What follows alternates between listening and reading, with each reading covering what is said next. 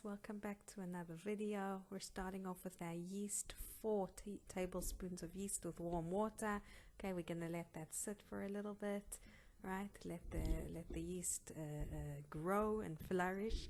Now we're gonna add 12 cups of flour, all-purpose flour, whatever flour you have really. And this recipe is gonna make us 4 loaves.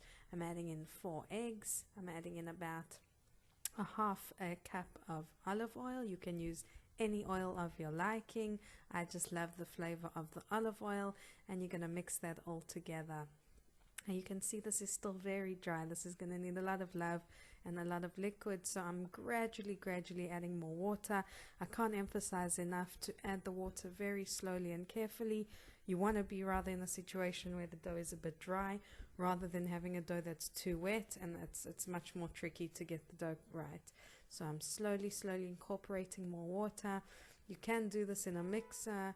I personally love doing it by hand, and I get a good workout at the same time. So I added in some olive oil. That's going to help with that nice soft texture. And you can see, guys, it's coming together really nicely. Patience is a virtue, and I promise you it's going to be worth it in the end. So you can see it's getting nice and smooth, and the bowl's getting clean. We're nearly at the point here where we're done with the kneading process, but give it at least 10 minutes. Give that dough all of your love, all of your time. I promise it's going to be worth it. Okay, so now what we're going to do is we're going to oil our dough and oil the bowl, okay, so nothing sticks. Put it back in. We're going to cover it, put it in a warm spot for at least 1 hour. Okay guys, now 1 hour has passed. You can see it's doubled in size, and I'm actually going to leave it in the fridge overnight because that's what I like to do. Give it more time to rise in the fridge. So it's the next day. I'm dumping out that big old piece of dough. I'm cutting it into 4. We're going to do 4 loaves, and I'm just going to do a simple braid 3. Guys, you can do as many braids as you want. There's, you know, YouTube videos out there for 4, for 6 braids, but really I found that aesthetically it's just as pretty to do the 3, and I'm a kind of tomboy, you know, I can braid my girl's hair the plait of 3, so that's how I do my challah. But feel free to do as many braids as you like. As I said, I find it just as pretty with the 3 or the 4 or the 6. So you can see now I'm doing the braid, and voila, we have a loaf of challah.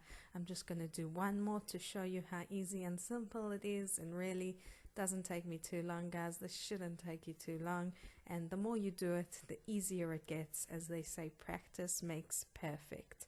So I'm going to show you one more loaf. The other 2 I'm going to do off camera, and here we go. Again, as many strands as you like. I love the simple one. Now we're going to leave it on the tray. You see my 4 loaves. We're going to leave it for another 30 minutes to rise. Okay, now that we've given it 30 minutes, it's time to brush it.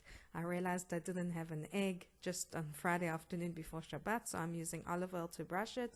That just means we're not going to get as dark of a color. Don't worry, guys, it's still going to be delicious, it's still going to be good, just not as dark as it would be with the egg wash. Put that in the oven, about 180 degrees Celsius for about half an hour, and look at that beauty. Let that cool, guys, before we separate the loaves. Look how delicious, look how beautiful. I really recommend trying this at home. A super easy, very difficult to fail recipe. My family and I love it. Thanks for watching.